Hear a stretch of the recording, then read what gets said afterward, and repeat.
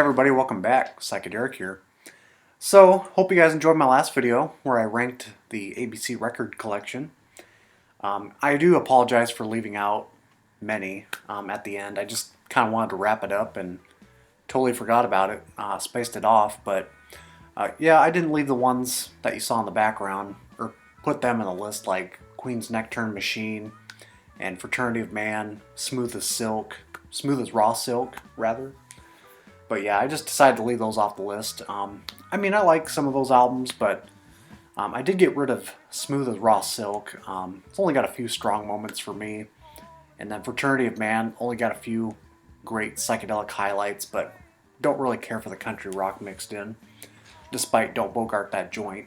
But yeah, little stuff like that. I just kind of wanted to wrap the video up, and I just completely forgot about it, so do apologize for that. But otherwise, you get the gist of my favorites on the ABC label, so hope you guys enjoyed that. And then while I was uploading that video, I was on my way to Omaha, so I got there pretty early just to arrive in town. I wanted to meet up with my old college buddy, but he never responded back to me. I probably should have messaged him sooner, but overall, Omaha trip wasn't very successful.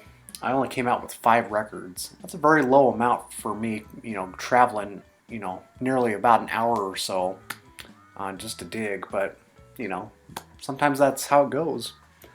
But the 5 that I picked out, it's stuff that's probably not going to last in the collection very long, at least a few of these. And I'll explain them. But first off, I want to start off with the online goodies that I picked up recently. The good stuff. So this is one that I just recently found out.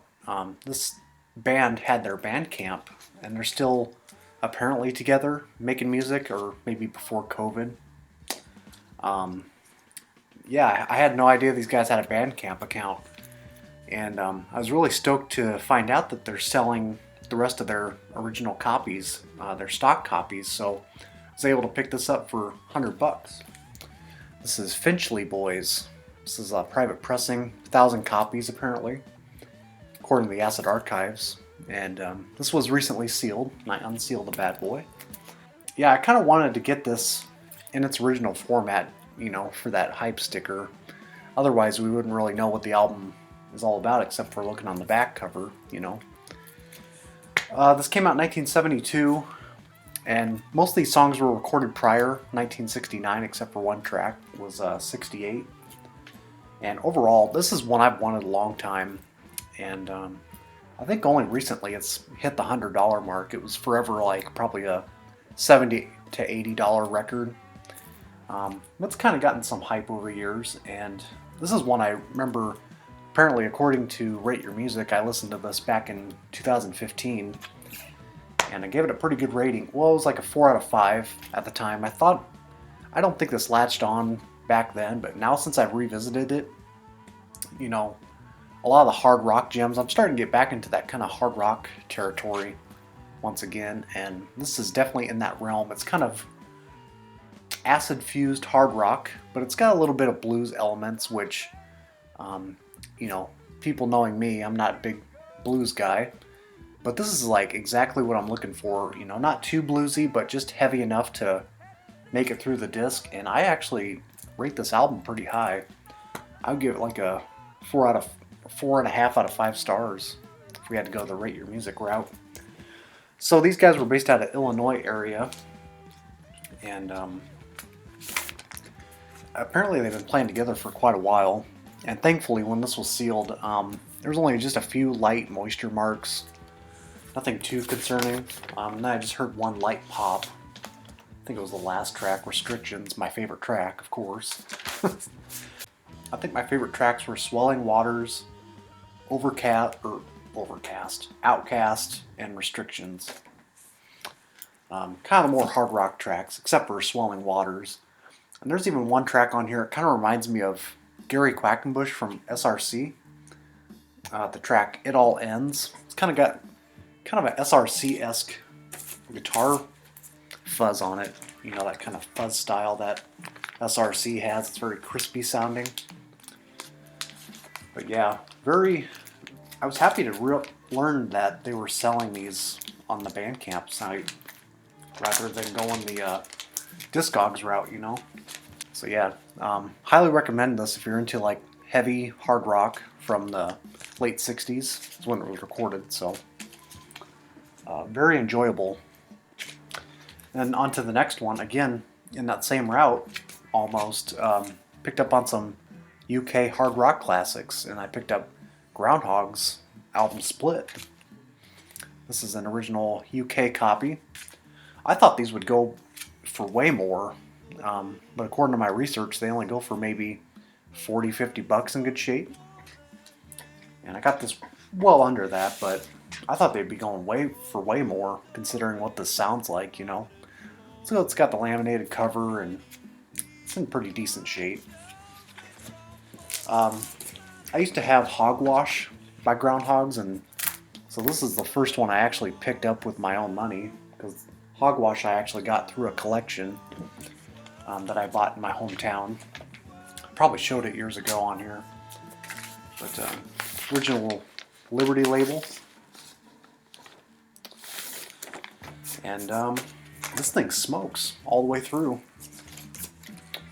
I would say the last track's probably the weakest link on here. It's kind of just a standard, you know, old style 30s blues kind of style going on. But this album was really inspired by Tony McPhee's Panic Attack he had a year prior. And so the whole suite on side one's kind of in relation to that, lyrically and stylistically, I guess.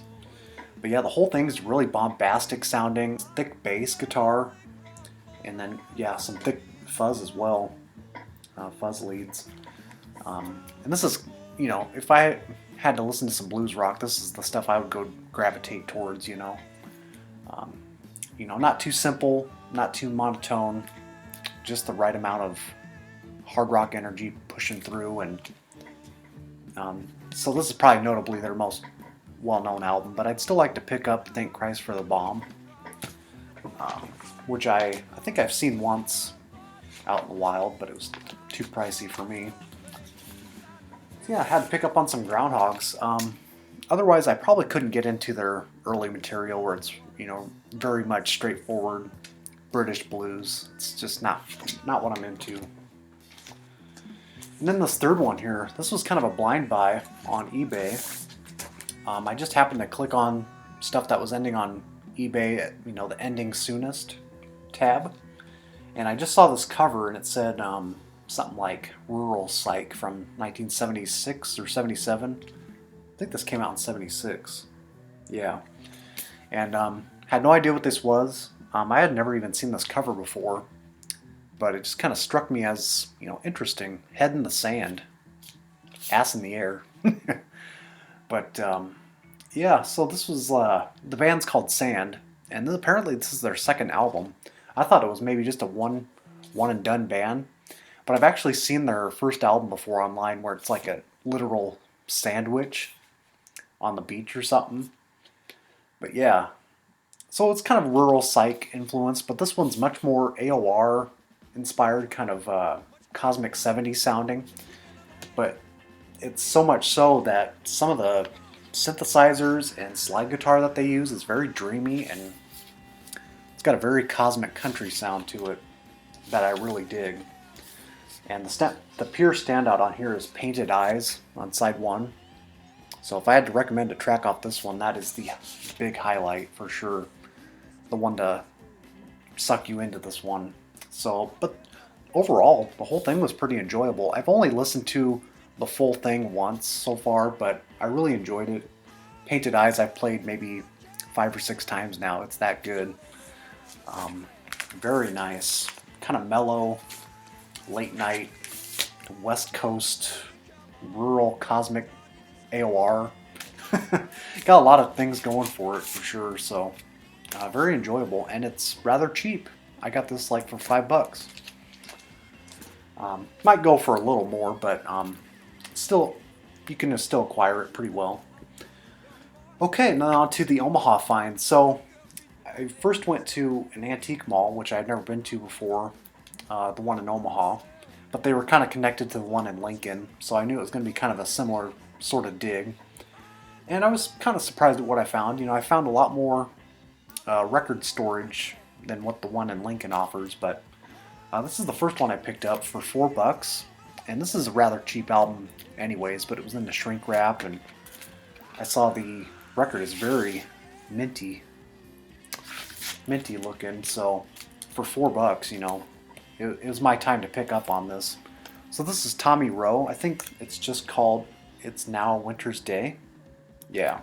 And this is a mono copy. I kind of would rather prefer the stereo copy, but I didn't know it was when I picked this up. Another ABC title, but this one probably still wouldn't make the top 20. I mean, I would say half of this is very good. So I think Kurt Boucher, I got slack on that on my last video. Boucher, is it, how do you pronounce it? I've always said Boucher. It just makes more sense to me, but I've heard other people say that, so I've kind of run along with it. I don't know anybody with that last name in real life. Otherwise, it'd probably be different, you know. I think they said it's pronounced Betcher. It's probably what it is, but who cares? Anyways, Mike Deasy and Kurt Betcher is in this project, and I recognized Moon Talk because I used to have that single as a kid. Very psychedelic sounding. Got a lot of background voices and spacey sounds going on. And I've also heard two versions of that track. So in the beginning, there's like a backwards spoken word thing, like the engineers saying something like, "Okay, let's play it back," or something, and they laugh in the background. In this mono copy, I never even heard that, so I don't know if there's two versions of that track where they, like in the stereo copy, do they say that or not? Because I did not hear it in the mono release, so I thought that was kind of interesting. But yeah, it's kind of more oriented in the sunshine pop area, but it's also got some light pop psych remnants going for it, so, you know, cheap heat for sure. And the title track alone too, It's Now Winter's Day, has a lot of vocal delays and stuff going for it, and some tracks even sound like Sagittarius, so same kind of instrumentation, so it's pretty enjoyable, really. I was really surprised to find this out in the wild, and this was just in a stack of common rock records, you know, all the typical Midwestern style records you always find, you know, and this was in the way back. Found another copy of the United States of America, and oddly enough, this is a Canadian pressing. I found out it's got the black label there, or black text rather, in the, well, the stereo is black text, and has this here in the corner there. It's got a little punch hole. I currently have this for sale on Discogs. I don't know. It's kind of hard to grade this one. I graded the cover G+, just because of the age wear, but maybe it's a VG. I don't know. I did play test this once, and I would say if I had to strictly grade it, it's more of a G+. It's still an enjoyable copy, but it's not like the most pristine listen. I mean, there is some crackle here and there, some loud pops, but picked it up for $25, and I thought maybe I'd flip it for a little more. We'll just see if anyone wants to pick up on that. But it's just cool to see that out in the wild, you know.